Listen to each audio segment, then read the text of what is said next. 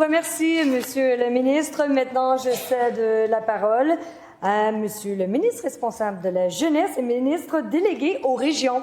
Merci beaucoup, Madame la Présidente. Et justement, pour débuter, je tiens à vous dire que c'est un grand honneur pour moi, un grand privilège que l'on m'ait confié ces 2 mandats, soit celui d'être ministre délégué aux régions, en plus d'être ministre responsable de notre belle jeunesse.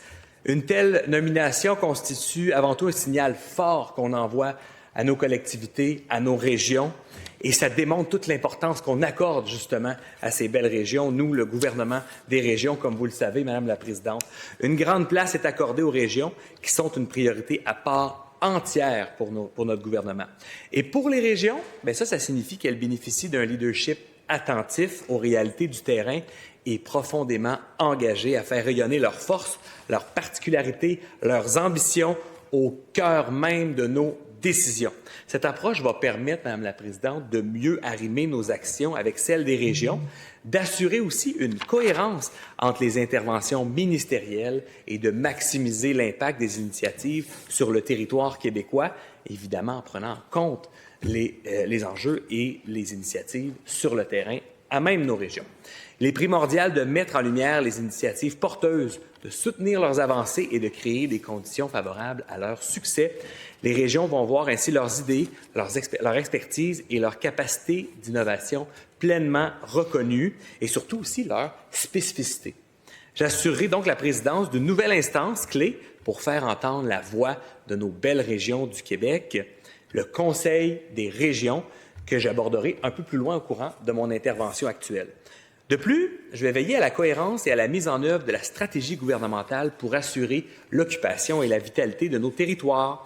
Cette stratégie, comme vous le savez, Madame la Présidente, favorise une utilisation beaucoup plus efficace des ressources publiques et soutient un développement optimal des territoires dans une perspective d'attractivité, de vitalité et surtout d'équité entre les régions. Je vais également avoir sous ma responsabilité la mise en œuvre des volets liés au rayonnement régional, développement territorial, vitalisation et commerce de proximité du Fonds Région et Ruralité. On se souviendra, c'est très, très important pour nos différentes collectivités régionales. Ce fonds, c'est un des principaux leviers de notre gouvernement servant à soutenir la vitalité de nos territoires. Il outille concrètement les différents acteurs régionaux afin qu'ils puissent relever leurs défis de développement, stimuler leur économie et renforcer leur capacité d'action. En appuyant des projets structurants, le Fonds permet de répondre directement aux besoins exprimés sur le terrain, tout en respectant les réalités et les particularités propres à chaque territoire. Les collectivités peuvent ainsi transformer leurs idées en projets concrets, durables, rassembleurs, au bénéfice de nos concitoyens. Je m'assurerai également que nous appuyons les villages nordiques en collaboration avec l'administration régionale Kativik. Maintenant, le Conseil des régions. On a eu l'occasion d'en parler ce matin lors de la période des questions. Mais comme vous le savez, le Conseil des régions a été créé. Mais concrètement, pourquoi avoir mis en place une telle instance?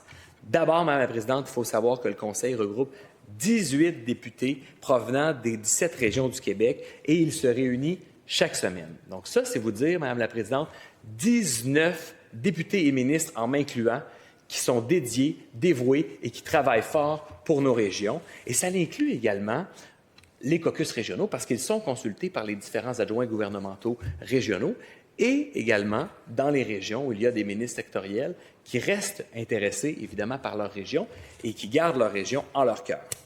Les rencontres initialement prévues aux 2 semaines se déroulent désormais chaque semaine, témoignant de l'importance que les membres du Conseil accordent à cette démarche très innovante et ingénieuse.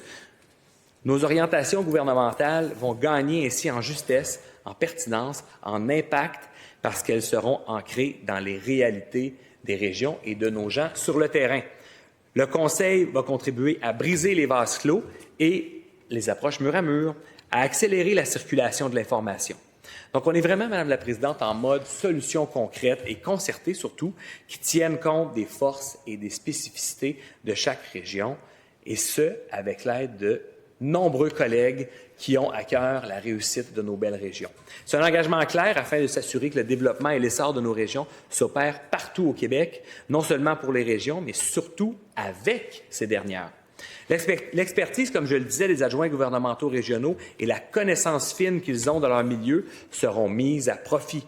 Ils vont pouvoir porter les projets prioritaires de leur région, faire valoir les besoins de leur communauté et surtout proposer des solutions concrètes pour faciliter la réalisation de ces projets et faciliter également la réalisation de gains pour les régions en agissant pour ces dernières. Les députés vont être appuyés par des conseillers régionaux qui vont travailler directement sur le terrain également, près des enjeux et surtout proches de nos concitoyens.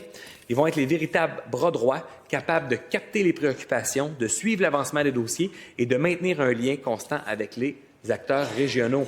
Et ça ne sera pas non plus en vase clos, parce que les différents conseillers régionaux vont se rencontrer, se parler, échanger les bonnes pratiques, échanger les solutions interrégionales de façon transversale, comme le font les adjoints gouvernementaux régionaux lorsqu'ils se rencontrent au Conseil des régions tous les jeudis matins. D'ailleurs, je prends l'occasion pour dire que nous avons tenu un Conseil des régions ce matin très productif, Madame la Présidente. Vous n'en doutez pas, je le sais. Et donc, je vous assure que les conseillers régionaux sont déjà sur le terrain, à l'écoute de nos régions, de nos partenaires également sur le terrain. Il est également important de souligner que le ministère des Affaires municipales et de l'Habitation va accompagner le Conseil dans ses démarches et ses interventions. Il va assurer une collaboration étroite entre les régions et l'appareil gouvernemental. Les rencontres hebdomadaires sont orientées vers l'efficacité avec une approche claire, ciblée et évidemment, comme je le disais, axée sur les résultats qui sont concrets et qui proviennent des priorités identifiées par les milieux eux-mêmes. Elles vont permettre aussi d'inviter de hauts dirigeants de ministères et d'organismes, de collègues ministres, ainsi que différents acteurs clés, afin de trouver ensemble des solutions rapides et adaptées aux défis qui sont soulevés. C'est une première, Madame la Présidente. Jamais les régions n'ont été réunies de façon aussi structurée et aussi proactive autour d'une même table. Et laissez-moi vous dire, c'est toute une force de frappe et toute une force d'influence, notamment au sein d'un caucus gouvernemental. Dès les premiers jours qui ont suivi ma nomination, Madame la Présidente, j'étais en mode action avec la tenue d'une première rencontre officielle à Québec.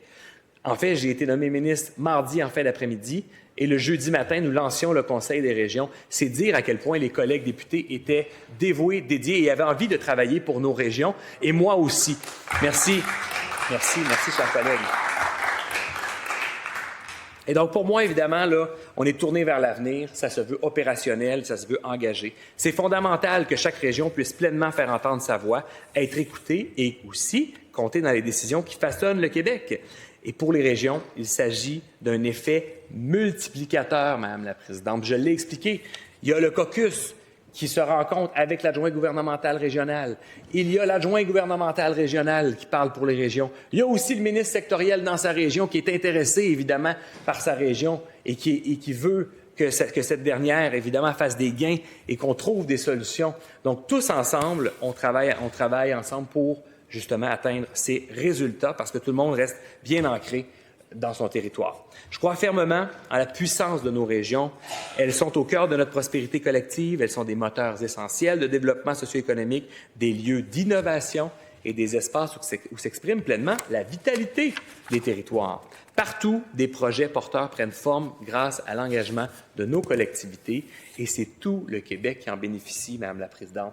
Si on pense au Saguenay-Lac-Saint-Jean avec l'aluminerie Rio Tinto d'Alma, l'une des plus modernes au monde, qui illustre un ancrage industriel fort. Je vois justement l'adjointe gouvernementale régionale qui est ici, qui sourit, qui est d'accord avec ça du Saguenay-Lac-Saint-Jean. Et évidemment, elle soutient des milliers d'emplois dans cette belle région et renforce la position du Québec comme chef de file mondial.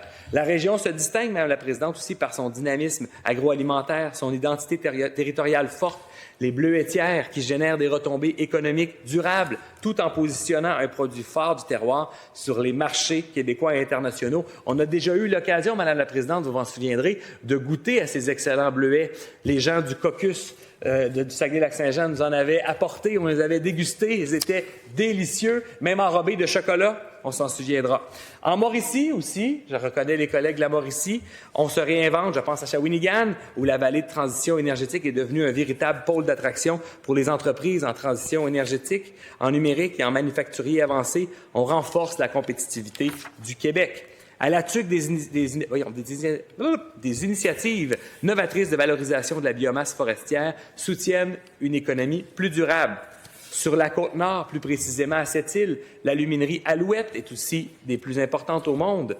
De plus, la Côte-Nord, comme vous le savez, Madame la Présidente, c'est un pilier de la production d'énergie propre. Les complexes hydroélectriques de Manicoutarde sont emblématiques de la contribution de la région à l'autonomie énergétique et à la transition climatique du Québec.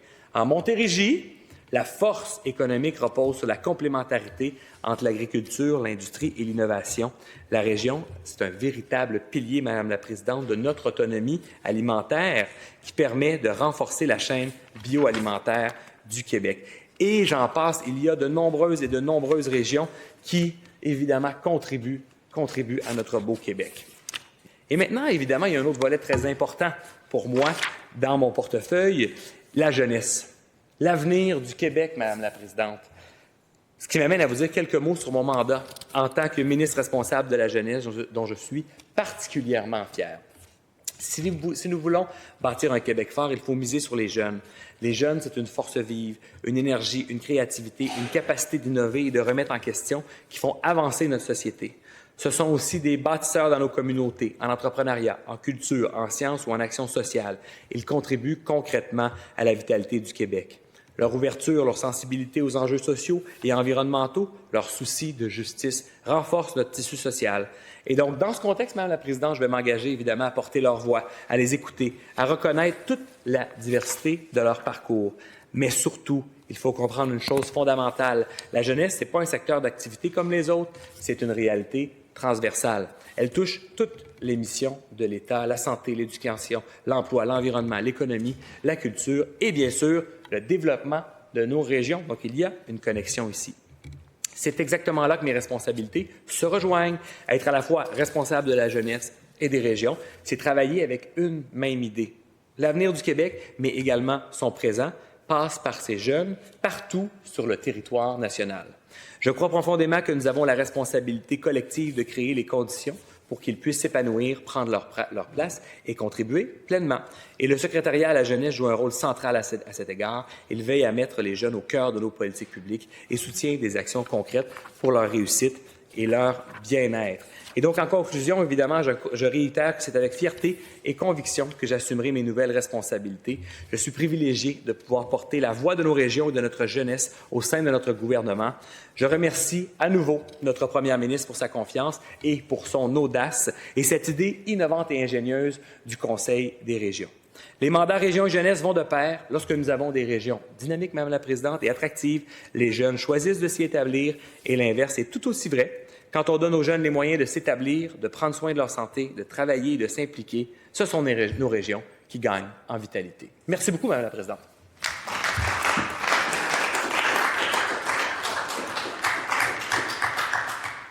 Merci, Monsieur.